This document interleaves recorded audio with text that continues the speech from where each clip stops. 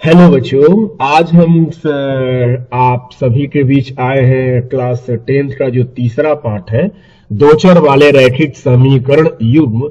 आज उसी का हम कुछ ऐसे ऐसे प्रश्नों को लेकर आए हुए हैं जो कि आपके एग्जाम की दृष्टि से एक बहुत ही महत्वपूर्ण होने वाला है। ठीक है, तो आज आप इस वीडियो को पूरी तरह से आप देखिए और हम आपको विश्वास दिलाते हैं कि इस चैप्टर से जो मैं ऐसे क्वेश्चंस को लाया हूं जो कि आप एग्जाम में ऐसे ही क्वेश्चंस से आप मिलेंगे और आप उन्हें आसानी से सॉल्व कर पाएंगे। ठीक है, तो चलिए आप भी एक कॉपी और कलम ले लीजिए और ठीक है, और वीडियो अगर अच्छा लगे तो लाइक शेयर एंड सब्सक्राइब जरूर कर दीजिएगा, न लगे तो मत करिएगा। ठीक है, चलिए सुनते हैं ध्यान से। तो हमने तो भाई दो चर वाले रैखिक समीकरण युग्म के बारे में बता चुका था कि ये जो a1 x b1 y c1 बराबर 0, एक ये हो गया समीकरण, और a2 x b2 y c2 बराबर 0, एक ये हो गया समीकरण, और दोनों मिल गया तो युग्म बन गया, जोड़ा हो गया। तो भाई इसके कितने हल होते हैं? दो चर वाले रैखिक समीकरण के युग्म के कितने हल होते हैं? युग्म अगर बोल दे तो भैया तीन शर्त तो बताना ही पड़ेगा। तीन शर्तें होती हैं। पहली शर्त क्या होती है? अगर आप a1 बटा a2 बराबर नहीं लाते हैं b1 बटा b2 के, तो आपको कहना पड़ेगा कि जो ये दो चर वाले रैखिक समीकरण युग्म का जब आप ग्राफ खींचेंगे ना, तो ग्राफ आपका इस तरह से होगा। ठीक है, अब रही बात कि ये ग्राफ क्या होता है, इस ग्राफ को क्या कहते हैं? ये कैसा ग्राफ है? समांतर है कि प्रतिच्छेदी है कि संपाती है? तीन टाइप के ग्राफ होते हैं बच्चे, समांतर, प्रतिच्छेदी, संपाती। तो ये कैसा है? तो भैया ये क्या कर रहा है? एक दूसरे को प्रतिच्छेद कर रहा है, तो इसे बोलना क्या चाहिए? प्रतिच्छेदी। और कितने बिंदुओं पर प्रतिच्छेद कर रहा है भाई? एक बिंदु पर कर रहा है। तो आपको बताना है कि इसके हल जो होंगे वो मात्र एक होंगे। ठीक है, और जब एक हल होंगे जिसको हम बोल सकते हैं अद्वितीय, यानी कि अब इसके जैसा कोई दूसरा नहीं है, है ना? सिर्फ एक ही है। अब एक के जैसा, अब इसके जैसा कोई हल नहीं है, इसको हम बोल सकते हैं अद्वितीय बोल सकते हैं। ठीक है, और रही बात जिसके हल हो, चाहे एक हो, चाहे दो हो, चाहे अनंत हो, अगर जिसके हल हो तो आपको बताना है संगत। क्या बताना है? संगत। और जो ये आपका जो प्रतिच्छेदी हो रहा है, यानी कि ग्राफ आपका जब भी प्रतिच्छेदी हो तो वैसे आप ग्राफ को कहेंगे अविरोधी। क्या कहेंगे आप? अविरोधी। फिर से मैं बोल रहा हूं, शर्तें कौन सी है? a1 बटा a2 बराबर ना होना चाहिए b1 बटा b2। तो क्या क्या बोलना है? चलो मेरे साथ बोलो, बोलो मेरे साथ। ग्राफ कैसा होगा मैं पूछ रहा हूं? प्रतिच्छेदी होगा। बहुत बढ़िया। कितने हल होंगे? केवल एक हल होंगे। केवल एक हल को क्या बोलेंगे? अद्वितीय हल बोलेंगे। संगत होगा कि असंगत होगा? तो भैया संगत होगा। विरोधी होगा कि अविरोधी होगा? अविरोधी होगा। क्लियर? ये पांच बातें तो आपको बतानी ही है। ठीक है, अगर आप इस छोटी सी बात पर अगर ध्यान दे देना तो मैं आपको तो क्वेश्चन से इसी तरह से एकदम आपको मतलब क्या कहें हम, मतलब इस तरह से दे दूंगा कि आपको पता भी नहीं चलेगा और सारे के सारे क्वेश्चन बनना शुरू हो जाएंगे। आपको देखते ही सारे क्वेश्चन का जवाब आने लगेगा कि हाँ भैया इस प्रश्न का आंसर ये होने वाला है। ठीक है, तो आप बस वीडियो को अंत तक से देखिए, आपको भरपूर मजा आने वाला है। तो चलिए, पहली शर्त आपको समझ में आ गया। दूसरी शर्त पर हम चलते हैं कि अगर आपको ऐसा शर्त दिखाई दे a1 बटा a2 बराबर b1 बटा b2 बराबर c1 बटा c2, यानी सब बराबर हो, तो आप कहेंगे कि ग्राफ कैसा होगा? संपाती। अब आप सोच में पड़ गए, संपाती कैसा होता है भाई? संपाती ग्राफ कैसा होता है? अरे भैया, संपाती ग्राफ जो होता है, एक लाइन के ऊपर एक और लाइन अगर चला दिया जाए तो ऐसे ग्राफ को हम कहेंगे संपाती। यानी कि पहला समीकरण का जो ग्राफ आप खींचते हैं तो ये लाइन जा रहा है सीधी लाइन, और दूसरा का जब खींचते हैं तो वो भी इसी लाइन के ऊपर चला जा रहा है, यानी कि ये दोनों ग्राफ कैसा है, समपाती हो गया आपका। ठीक है, तो चलिए, तो आप समपाती भी समझ गए कि जब, अच्छा कब होता है समपाती भाई, A1 बटा A2 बराबर B1 बटा B2 बराबर C1 बटा C2, बोलते रहो, ठीक है ना, क्लियर हो जाएगा सारी चीजें। आज तो पूरा मक्खन कर दूंगा, मजा आ जाएगा आज की क्लास। तो देखो सुनना ध्यान से, ग्राफ समपाती होगा। दूसरी चीज कि इसके कोई पूछे कितने हल होते हैं तो आपको बताना है अनंत हल होते हैं। अरे क्यों अनंत हल होते हैं भाई, रटोगे क्या? अनंत हल का मतलब देखो, ये लाइन जा रही है इसी लाइन के ऊपर, ये भी लाइन जा रही है, ये तो हर बिंदुओं को कर रहा है, ये हर बिंदुओं के ऊपर मिल रहा है ये दोनों लाइन, तो इसका मतलब क्या हुआ, इसके अनंत हल हो गए, जिसके हल होते हैं संगत। अब रही बात कि यहां पर आपको आश्रित क्यों लिखा गया है, आश्रित इसलिए लिखा गया है बच्चे क्योंकि दोनों जो समीकरण है वो एक दूसरे पर आश्रित है। जैसे आपने कहा कि A1 बटा A2 बराबर B1 बटा B2 बराबर C1 बटा C2, यानी सब बराबर हो रहे हैं, तो सब बराबर हो रहे हैं तो इसका मतलब आपको बताना है कि ये आश्रित है। क्लियर? तो चलिए सवाल हो जाए, 2-3 सवाल करते हैं, अगर बता देंगे तो समझिए कि आपका तो एकदम जितने भी क्वेश्चन लाए हैं ना, आप यूं ही देखते देखते लगाओगे, कसम से बोल रहा हूं, सुन लेना ध्यान से बढ़िया से।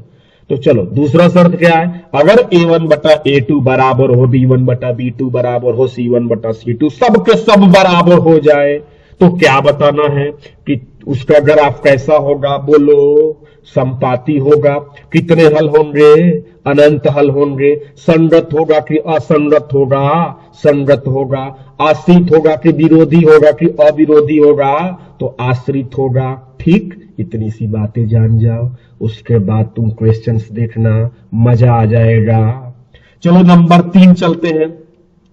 शर्त 3 क्या कहता है, शर्त 3 कहता है A1 बटा A2 बराबर B1 बटा B2 हो जाए, ये तो दोनों बराबर हो जाए, ये दोनों बराबर हो जाए, लेकिन तीसरा बराबर ना हो तो आप क्या कहेंगे, ग्राफ कैसा होगा, ग्राफ समांतर होगा। समांतर का मतलब बांस की सीढ़ी, बांस की सीढ़ी का मतलब मैं इसलिए बताता हूं, बांस की सीढ़ी का एग्जांपल देता हूं या रेलवे की पटरी का, क्योंकि आप अगर इसको कितना भी आप आगे की ओर बढ़ाए, ये दोनों कभी मिलने वाला नहीं है। आप बूढ़े होकर मर जाएंगे लेकिन आपका ये कभी दोनों को मिला नहीं सकते हैं। ठीक है, आप इधर से भी बढ़ाए, आगे की तरफ से भी बढ़ाए, ये कभी मिल नहीं सकता।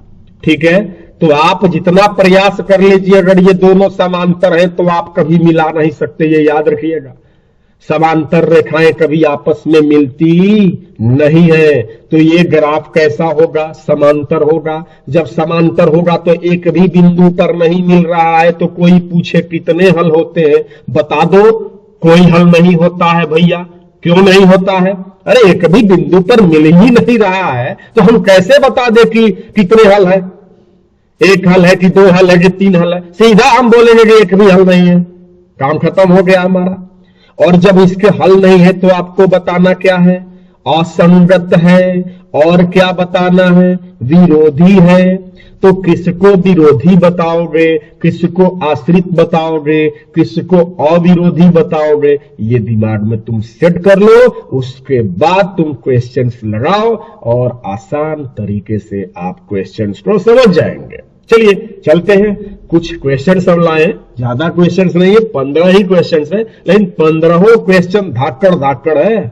चलो मिलाते हैं उनसे, आओ भैया जी। पहला क्वेश्चन ये है कि समीकरण निकाय 6x - 2y + 9 बराबर 0, 3x - y + 12 बराबर 0 का आलेख 2 सरल रेखाएं हैं जो समपाती है कि समांतर है कि केवल एक बिंदु पर प्रतिच्छेदी है कि नॉन, इनमें से कोई नहीं।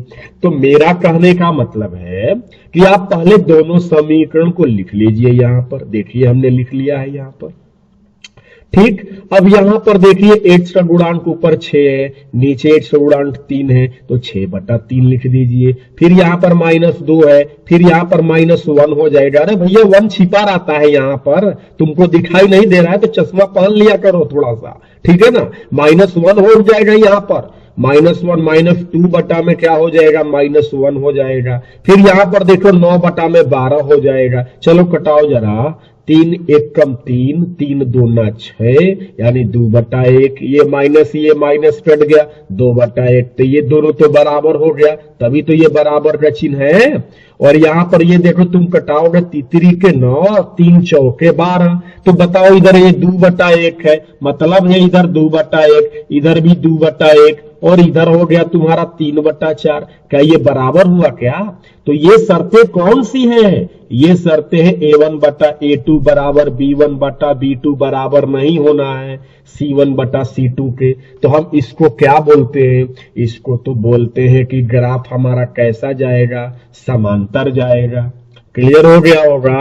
एक बार फिर से वीडियो को पॉज करो और फिर से देखो इसको, ठीक है। जो मैंने क्वेश्चंस लाया है इसी में से क्वेश्चंस आपके लड़ेंगे, ठीक है ना। अगर आपको एक भी इधर से उधर क्वेश्चंस आ जाते हैं तो आप हमको कुछ भी जो कहना है सो कह दीजिए आप, ठीक है ना। लेकिन हाँ, मैं जितना बता रहा हूं उतना ही आपके एग्जाम की दृष्टि से very very very very very very important होने वाला है, ठीक है। अब चलते नंबर 2। कहता है कि यदि रैखिक समीकरणों का युग्म संगत है तब उनके द्वारा निरूपित रेखाएं। अरे भाई संगत है तो उसके एक भी हल होते हैं और उसके अनेक भी हल होते हैं। तो एक हल होता है तो प्रतिच्छेदी होता है, अनेक हल होता है तो संपाती होता है। तो हम क्यों ना डी पर लगा दें, और ये फर्स्ट पहला नंबर वाला में हम किस पर लगाएंगे? बी पर लगाएंगे, समांतर हो रहा। और दूसरा वाला में हम किस पर लगा दिए भैया? डी पर लगा दो, प्रतिच्छेदी हो जाएगा, संपाती भी हो जाएगा ना। चलो अगर समझ में आया तो कमेंट कर देना कि हाँ समझ में आ रहा, ठीक है। चलो लिखो नंबर 3 देखो, ठीक है। लिखते भी जाओगे तो अच्छी ही बात होगी, ठीक है ना। नंबर 3 देख लो, रैखिक समीकरण में चर के घातों की संख्या होती है। सबसे बड़ी चीज की रैखिक आ गया, और रैखिक आ गया तो सीधी सी बात है चर के घात कितने होंगे? 1 होंगे, ठीक है ना। तुमसे सवाल पूछता था ना कि रैखिक बहुपद के कितने शून्यक होते हैं, तो तुम क्या जवाब देते थे? 1 ही ना बोलते थे बस। चलो आगे बढ़ते हैं। नंबर 4 कहता है कि युगपत समीकरण 2x + 3y = 5, 4x + 6y = 9 है तो निकाय का असंगत है, अद्वितीय है कि अपरिमित रूप से अनेक हल। तो पहले तुम दोनों समीकरणों को यहां पर आराम से बैठा के लिख दो, ठीक है। बैठा दो आराम से, थोड़ा पानी वानी पिलाओ इनको, ठीक है ना। और उसके बाद देखो ऊपर नीचे क्या है, 2/4 है ना। तो लिखो 2/4 यहां पर, फिर लिखो 3/6, फिर लिखो 5/9। तो भैया 2 1 कम 2, 2 दूना के 4, 3 1 कम 3, 3 दूना के 6। इधर भी 1/2, इधर भी 1/2। लेकिन ये क्या 5/9 आपका बराबर है क्या? तो नहीं बराबर है। तो इसका तो ग्राफ ऐसा होता है, समांतर होता है। और जब समांतर होगा तो एक भी हल नहीं होगा, और जब एक भी हल नहीं होगा तो आपको क्या बताना है? असंगत बताना है, ठीक है। सारा रिलेशन जोड़ दो, फुआ का, फूफा का, मौसा का, चाचा का, चाची का, सब जोड़ दो इसमें। बढ़िया से जोड़ोगे तभी क्लियर होगा ये कंसेप्ट, ठीक है। कि जब ये ऐसा शर्तें आ जाती है तो तुम क्या बताते हो? ग्राफ कैसा होता है? समांतर होता है। ग्राफ जब समांतर होता है तो उसके कितने हल होते हैं? तो पता चलता है कि एक भी हल नहीं होते हैं। और जब एक भी हल नहीं होते हैं तो उसको हम क्या कहते हैं? उसको हम असंगत बोलते हैं। क्लियर हो गया? नंबर 5 पे चलते हैं। कहता है कि 2 रैखिक समीकरणों के आलेख प्रतिच्छेदी रेखाएं हैं। अरे भैया यानी कि ऐसे है, गुणा का चिन्ह कर दो, प्रतिच्छेदी बोल रहा है, तब रैखिक समीकरण युग्म कर लो बात, कोई हल नहीं। अरे ये गलत बोल रहा है भाई, गलत बोल रहा है भाई, एक हल है। हाँ ये सही है, क्योंकि एक बिंदु पर ये क्या कर रहे हैं? टच कर रहा है। ये एक बिंदु पर दोनों मिल रहे हैं, मिलन हो रहा है भाई, इसलिए हम कहेंगे बी वाला हमारा राइट आंसर है। हमारा बी सही है। प्रतिच्छेदी है तो सिर्फ एक हल है जिसे हम अद्वितीय हल बोलते हैं। चलिए अब नंबर 6 पर चलते हैं। कहता है कि रैखिक समीकरण युग्म 5x प्लस 2y बराबर 16 और 7x माइनस 4y बराबर 2 के हल है। तो भैया इसके कैसे हल निकालेंगे? तो चलो एन ऑप्शन से चेक कर लेते हैं। x का मान यहां पर कितना है? 2 है। y का मान कितना है? 3 है। चलो 5 गुने 2 प्लस 2 गुने 3, 5 दूना 10, 2 तिहाई 6, 10 6 16। तो भाई आ रहा है। अब इसमें भी चेक कर लो। 7 है, 7 गुने 2 माइनस 4 गुने 3, 7 दूना के 14, 4 तिहाई 12, 14 में से 12 घटा 2, बिल्कुल सही आ रहा है ना? इसलिए हमारा करेक्ट आंसर कौन होगा? ए होगा। देखो तुम जो करना क्या, तुम पहला में भी चेक करो, इसमें भी चेक करो और इसमें भी चेक करना है। ये ना कि इसमें आ जाए तो बल्ले बल्ले तुम्हारा हो गया। नहीं नहीं नहीं नहीं नहीं नहीं, आप तुम दूसरा में भी चेक करोगे, ठीक है? अगर दूसरा में भी सेट कर रहा है, दोनों के लिए संतुष्ट कर रहा है, तो वही तुम्हारा हीरो होगा, ठीक है ना? अगर ये वाला नहीं हो रहा है तो तुम बी वाला पर चेक कर लो, सी वाला पर चेक कर लो, डी वाला से चेक कर लो जल्दी से। क्लियर है? चलो ऐसे ही करके बना देना तुम एग्जाम में। 1 ऑब्जेक्टिव क्वेश्चन है तो आप ऐसे ही बना दिया करें, ठीक है? चलो आगे बढ़ जाते हैं। जब दो चर वाले समीकरणों का आलेख संपाती हो, लो कर लो बात। संपाती ये रहा एक लाइन और इसी के ऊपर हम क्या करेंगे? एक और लाइन ऐसे छोड़ देते हैं, तो ये संपाती हुआ। तो ये संपाती हुआ तो कितने हल हो जाएंगे बच्चे? जरा तेज आवाज में बोलो। हाँ हाँ बोलो बोलो, तेज आवाज में बोलो कि मुझे सुनाई दे। कमेंट में भी लिखो अनगिनत हल होते हैं, लिखा करो। जब आलेख जो होते हैं संपाती होते हैं तो उसके अनगिनत हल होते हैं, एक कमेंट में भी लिख दिया करो, ठीक है ना? आगे बढ़ जाते हैं। नंबर 8 नंबर में लिखा है क्या? क्या लिखा है जरा पढ़ो। x प्लस 2y बराबर 9, यदि x बराबर 5 तो y का मान लो, कर लो बात। x प्लस 2y बराबर 9 है, ठीक है? x का मान तुम्हारा कितना है? 5 है। रख दो भाई 5, 2y के 2y बराबर 9, 5 प्लस में उधर चला गया 9 के पास, तो ये किस में हो गया? माइनस में। 9 में से 5 घटा दो, 4 हो गया। 2 गुना में है, इधर चला जाएगा 4 की तरफ तो भागा में हो जाएगा। और 2 के पहाड़ में 4 बता दो धीरे से कितनी बार में आता है? बता दो बता दो। 2 बार में आता है। ये तुम्हारा 2 आंसर हो गया। क्या दिक्कत है? दिक्कत क्या है? चलो 9 नंबर चलते हैं। कहता है कि दो चर में दो रैखिक समीकरणों के हल अनंत। लो कर लो बात। जब अनंत हल है तो उसके ग्राफ कैसे होंगे बच्चे? क्या ये प्रतिच्छेदी होंगे? नहीं ना, बिल्कुल नहीं। प्रतिच्छेदी हल हो तो प्रतिच्छेदी होता तो उसके मात्र एक हल होते। ये समांतर होता तो कोई हल नहीं होता। ये तो अनंत हल है। इसका मतलब क्या है? इसका मतलब है कि इसी लाइन के ऊपर एक और लाइन है, यानी कि ग्राफ कैसा बनेगा? ग्राफ संपाती रेखाएं होंगी। क्लियर है ना?